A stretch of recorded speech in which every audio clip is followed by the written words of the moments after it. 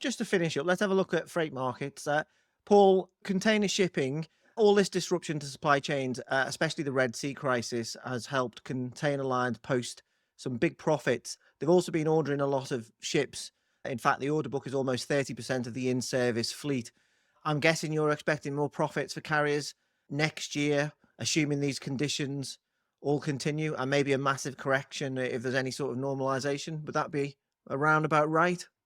Yeah, well, right now with the inefficiency, if you think of it that way, of the effective closure of the Suez Canal route that's used up, what you can argue is something like 7 to 10% of that fleet capacity on just container shipping, let alone other types of shipping.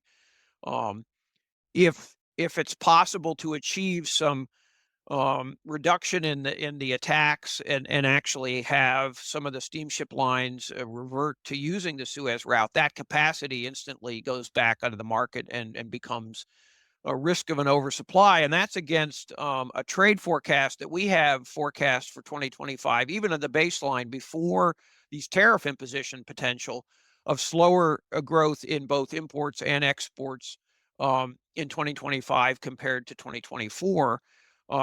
So there's already some potential supply demand imbalance, even before you have some of the additional vessel capacity fully playing out in the marketplace.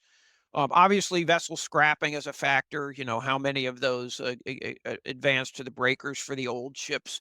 How much capacity comes out? I should remark that I also affects freight shipping costs in domestic trucking in terms of supply and demand, where you have a supply factor as well as how much capacity comes out of the market.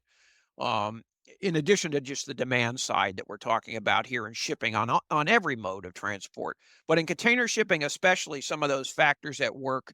Look for some downside risk for rates for the carriers and some perhaps welcome offset for shippers in 2025 if we don't have further disruptions that actually make trade, the capacity utilization and the shipping more complex.